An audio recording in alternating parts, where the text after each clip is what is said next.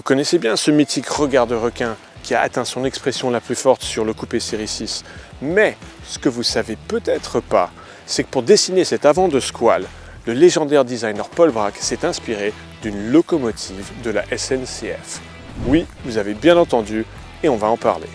Bonjour, je suis Alex Wagner, ingénieur motoriste avec un penchant pour les anecdotes fascinantes qui font l'histoire d'une auto.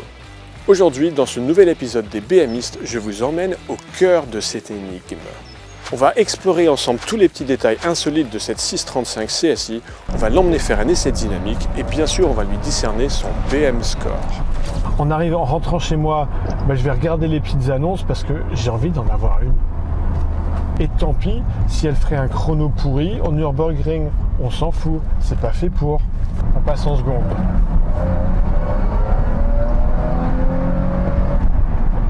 Alors préparez votre café, calez-vous confortablement et laissez-vous emmener dans la découverte d'un des coupés les plus typiquement BMW qui soit.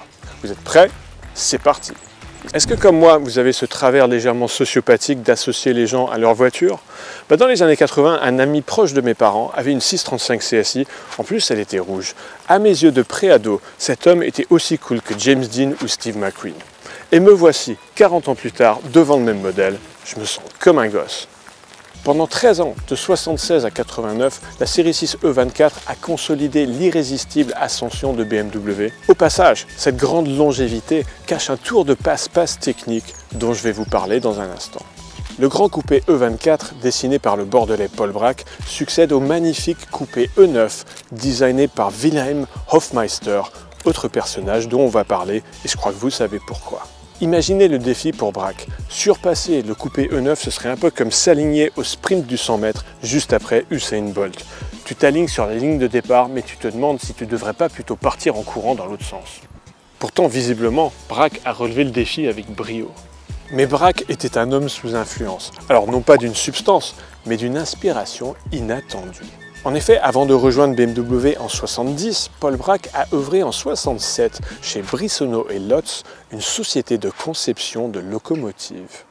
Alors regardez cette locomotive sortie en 1963.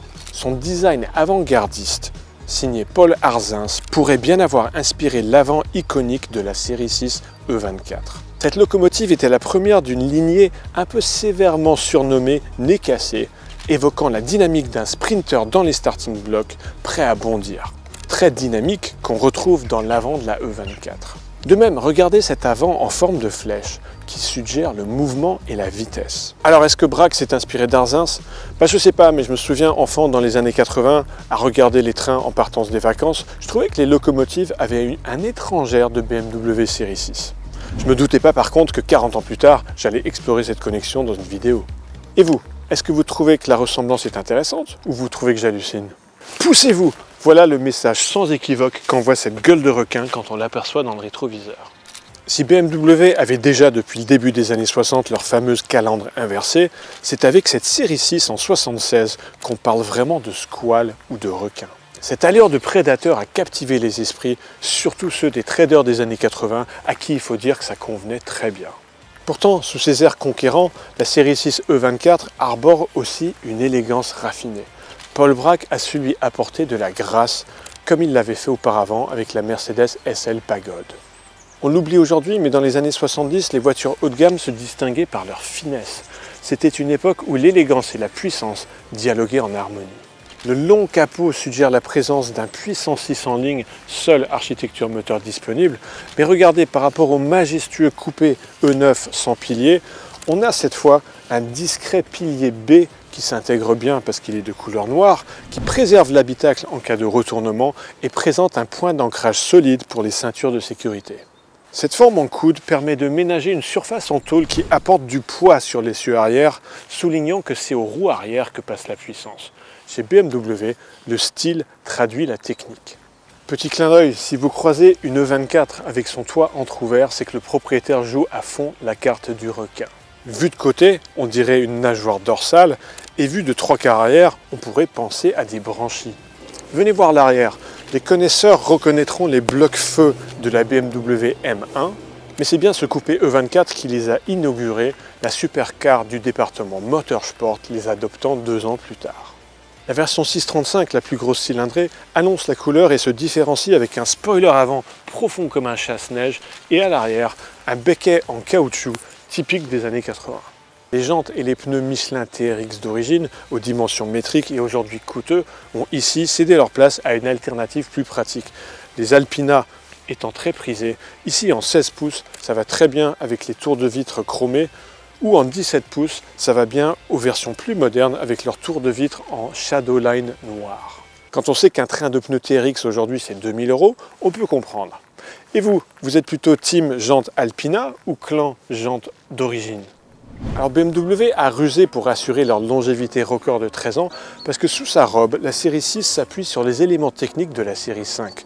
La ruse de BMW était de d'abord s'appuyer sur les éléments de la série 5 E12 et dès 1982 de passer avec les éléments de la série 5 E28 et ce sans altérer la ligne.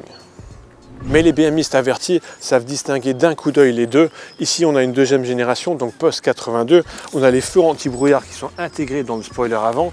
À l'arrière on a un pare-choc qui vient jusqu'au passage de roue et ce pli de carrosserie à l'avant est abaissé de plusieurs centimètres pour devenir affleurant au passage de roue avant, comme pour donner au requin une allure encore plus trapue. Par contre pas besoin d'être BMiste averti pour savoir que ce petit M sur la calandre avant n'est pas d'origine, il serait d'origine si c'était une M635 CSI, modèle qu'on va évoquer dans un instant. Cette série 6 n'avait, selon moi, pas vraiment de rival direct. La Mercedes SLC, puis SEC, était moins sportive et non disponible en boîte manuelle. La Jaguar XJS, moins sportive aussi, et dont les sièges arrière ne prennent que des enfants. La Porsche 928, tout aussi compromise que la Jaguar au niveau de l'habitabilité. Si j'en oublie, dites-le moi dans les commentaires. Cette E24 série 6 tire sa révérence en 89 et passe le flambeau à la E31 série 8, appellation qui signale une montée en gamme parce que motorisée par des V8 et des V12.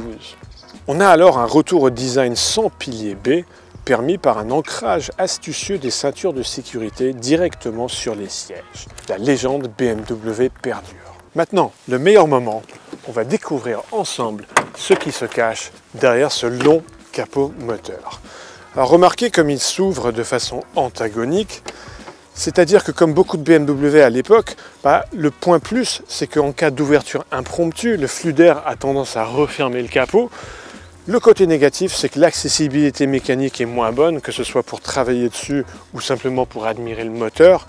Et si on chipotait, on pourrait parler du centrage des masses qui est un peu affecté parce que les charnières sont poussées bien à l'avant de la voiture. Globalement, je trouve que ça contribue au caractère un peu exceptionnel de la voiture par rapport aux voitures modernes. Tout de suite, la B-Moteur présente une rigueur bien germanique. Regardez cette boîte à fusibles, un modèle d'organisation hermétiquement scellé. Et de l'autre côté, le souci du détail continu. On a non pas un bocal lave-glace, mais deux. Un principal pour le liquide normal à l'avant et un secondaire à l'arrière, marqué Intensive avec du super détergent. Le coupé E24 a reçu deux lignages de moteurs 600 lignes. Le M30 qu'on a ici, un 12 soupapes relativement placide, disponible dans plusieurs cylindrées de 2,8 litres à 3,5 litres comme ici. Et réservé à la M635 CSI, le légendaire M88, un 24 soupapes tonitruant emprunté à la supercar M1. Alors la différence moteur entre une 635 et une M635 se fait surtout dans les hauts régimes où les 24 soupapes du M88 lui donnent une meilleure respiration que le M30. Mais cette supériorité respiratoire a un prix, la M635 étant beaucoup plus rare et coûtant 3 fois plus cher. Au passage, un petit secret d'initié. Les premières versions de 635 jusqu'en 82 étaient équipées d'un M30 spécial qui s'appelait M90. Il utilisait le bas moteur du M88 24 soupapes, donc le bloc, le vilebrequin et les pistons. Deux avantages. Le premier, un taux de compression plus élevé, donc appuyant plus, il développait plus de couple. Et la même cylindrée, 3,5 litres, était constituée d'un alésage plus gros et une course plus faible. Et la course plus faible, ça veut dire que le moteur va être plus vif dans les tours. Ce moteur-là, réputé plus ludique, est le choix du puriste. Mais chut, ça reste entre nous. Si vous aimez ces petits détails de geek, mettez un pouce vers le haut pour que je continue à vous en donner. Et si vous n'aimez pas, mettez un pouce vers le bas pour que j'arrête ça tout de suite. La série 6 E24 a brillé en compétition, bien que étonnamment basée sur la 635 à 12 soupapes et non pas la M635 à 24 soupapes. La raison, la M635 n'a pas été produite en nombre suffisant pour atteindre les exigences d'homologation. Ce qui ne l'a pas empêché d'accéder à la plus haute marge du podium en groupe A de 83 à 86 grâce à des préparations signées Schnitzer, Artge et Alpina. Notre modèle d'essai est une 635 CSI de 85 équipée du M30 B34 développant 218 chevaux et 310 Nm. Restez avec moi, on va voir pendant l'essai dynamique ce que ça donne. Réputé pour sa fiabilité hors pair, ce moteur a grandement contribué à la légende des 6 en ligne BMW. Au fait, saviez-vous pourquoi BMW a choisi le 6 en ligne plutôt qu'un V6 ? D'abord, l'équilibre inhérent des combustions d'un 6 en ligne apporte une douceur de fonctionnement incomparable. C'est un peu comme de la crème fouettée enrobée de soie.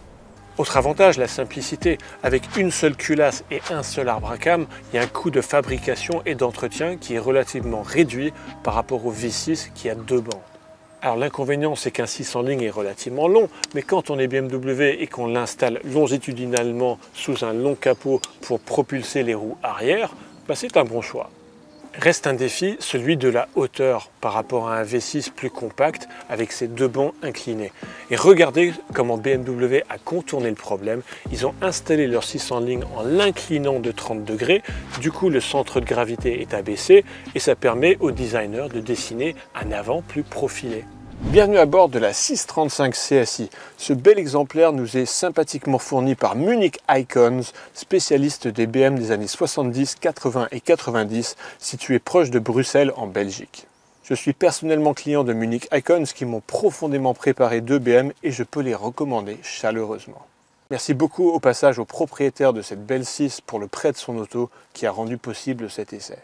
Alors malgré une largeur contenue de 1,72 m, bien loin des plus de 1,90 m du grand coupé actuel chez BMW, on a de la place. Et ça, c'est grâce à la finesse des portières et des garnitures. On évitera pendant l'essai dynamique tout choc latéral. Le charme opère de suite avec cette grande console orientée vers le conducteur, signature BMW pendant plus de 20 ans. Sur cette console trône l'incontournable molette de température qui promet une modulation graduelle, mais qui en pratique, sur bon nombre de BM, offre un choix binaire entre froid ou brûlant. Dotation standard de la 635, on a des vitres électriques, toit ouvrant électrique et une sellerie cuir qui ici recouvre des sièges Recaro optionnels qui sont superbes. 2 larges cadrans ronds dominent le tableau de bord, signe distinctif des séries 6 de phase 2. La phase 1, elle, jouait sur 3 cadrans dans un agencement moins convaincant. À gauche, ce check control, véritable avant-garde technologique des années 80, permet de surveiller l'état des fluides et des éclairages. Aujourd'hui, ça fait sourire, mais à l'époque, ça devait être juste futuriste. En plus du check control, on a une des premières apparitions de l'ordinateur de bord qui donne des informations utiles comme la consommation ou l'autonomie restante. Vous vous souvenez du double réservoir de lave-glace qu'on a vu sous le capot ? Comme sur n'importe quelle autre voiture, tiré sur le commodo, ça envoie un jet de lave-glace classique. Mais le secret, c'est que si on donne un petit coup sur le bout de la tige du commodo, ça envoie le super détergent. Bon à savoir si jamais le hasard vous amène au volant d'une série 6 E24 pendant une grosse tempête de sable. Vous savez ce que c'est, ces 6 petits compartiments bizarres en dessous de l'autoradio ? Typique des années 80, ce sont des ranges cassettes. L'intérieur de la série 6 oscille entre rigueur de construction exemplaire et l'avènement de plastique dur, caractéristique peu flatteuse des années 80. Et vous savez quoi d'autre est peu flatteur ? Ne pas être abonné à ma chaîne. Alors abonnez-vous pour rejoindre la communauté des BMistes et m'encourager à continuer à vous proposer des essais approfondis de BMW iconiques. À l'arrière, les sièges à l'aspect futuriste accueillent un grand gabarit comme moi, je fais 1,83 m. Essayez de faire ça à l'arrière d'une Jaguar XJS et vous m'en donnerez des nouvelles. Le coffre est assez volumineux pour y caser 1 ou 2 cadavres, si telle est votre propension. Essayez ça dans une Porsche 928 et l'aventure risque de mal tourner. Par contre, vérifiez que vos cadavres sont plus de ce monde parce que sinon, ils pourraient utiliser les outils généreusement fournis par BMW pour s'échapper. Allez, en route. Le M30 à injection démarre bien sûr tout de suite. Alors déjà la première impression c'est l'odeur. Ça sent la BMW ancienne. c'est cette espèce d'odeur de cuir, de colle, de plastique qui est bien à eux. Alors il y a le check control qui m'invite à faire le check, c'est-à-dire en appuyant sur le bouton, on vérifie que tous les voyants sont bons et ça veut dire qu'on peut prendre la route. Ensuite, on est très bien installé, ces sièges Recaro me tiennent bien en place. La visibilité, bien sûr, est superbe. J'ai quasiment l'impression d'être comme dans un Range Rover, tellement il y a une surface vitrée qui est grande. C'est très agréable. La position de conduite est évidemment germanique, et c'est un compliment. Il n'y a aucun bruit parasite, si ce n'est le petit porte-clés en métal qui cogne contre la colonne de direction, mais ça, c'est pas de la faute de la voiture. C'est une grande occasion de rouler une 635 CSI, donc on a plaisir à le faire doucement. Je dois dire, je suis agréablement surpris par la taille de l'engin. Et je dis engin parce que c'est un grand coupé, du moins c'est ce qu'on croit avant de commencer à la conduire. Mais finalement, par rapport aux voitures d'aujourd'hui, j'ai l'impression d'être dans une série 1, tellement c'est compact. La direction fait tout de suite bonne impression, il n'y a aucune zone morte. Dès qu'on commence à tourner le volant, la voiture commence à s'engager. La direction assistée est bien jaugée, ni trop lourd ni trop léger. On a de la sensation de conduite, mais en même temps, on peut stationner avec cette grande dame. La suspension est bien filtrée. La voiture présente par son toucher de route une invitation au voyage. On a envie de partir pour enquiller 8 heures. Le passage des vitesses, à part un levier de vitesse qui est un peu en plastoc et du coup sensuellement, tactilement dans la main, c'est pas très agréable, on a des verrouillages qui se font de façon ferme, on a des débattements qui sont longs. Dans une voiture moderne, ça ferait très bizarre, mais dans une vieille dame comme ça, c'est tout à fait approprié d'avoir des débattements longs. Au niveau du pédalier, si j'enfonce un peu l'accélérateur, on a là aussi un débattement qui est assez long. Et du coup, on retrouve cette homogénéité qu'on a souvent chez BMW entre les commandes qui se répondent et qui sont cohérentes. La pédale de frein, si je vais un peu attaquer dessus, elle est ferme. La voiture ralentit comme on l'espère. Impeccable. Disons que c'est une voiture qu'on peut complètement conduire de façon moderne. On n'a pas besoin de s'adapter à elle, c'est elle qui s'adapte à nous. Il y a un truc sympa là, je suis à un feu rouge et au ralenti, on sent des vibrations dans la caisse qui sont en train de remonter par le siège et dans mon dos. C'est super agréable. J'ai l'impression d'une voiture qui vit, c'est-à-dire qu'on n'est pas dans une voiture moderne qui filtre tout. Et ça, c'est sympa, j'adore. Alors comme on pouvait l'espérer, le moteur est d'une belle rondeur. Voilà, il y a du couple, ça roule bien, c'est très agréable. On a cette sonorité inimitable, j'espère que vous l'entendez. Voyons comment ce M30 réagit. On passe en seconde.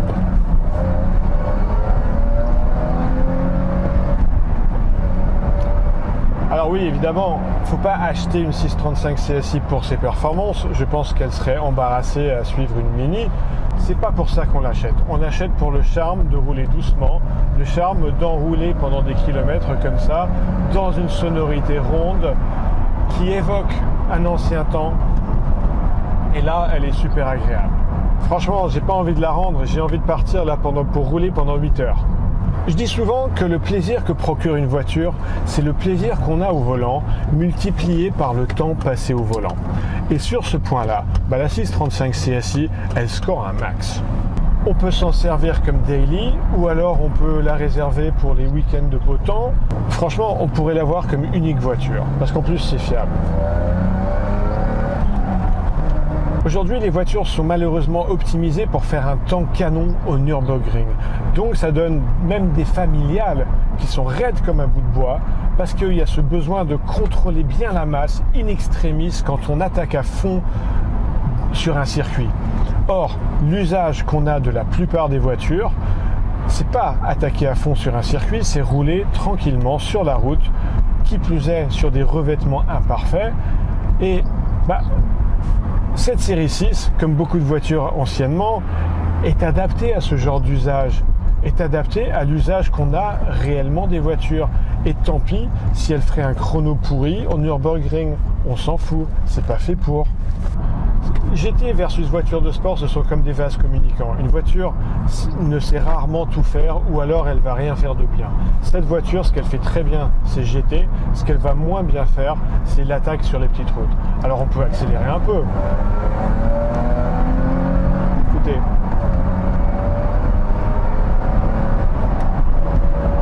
accélérer ne fait pas d'elle une voiture de sport.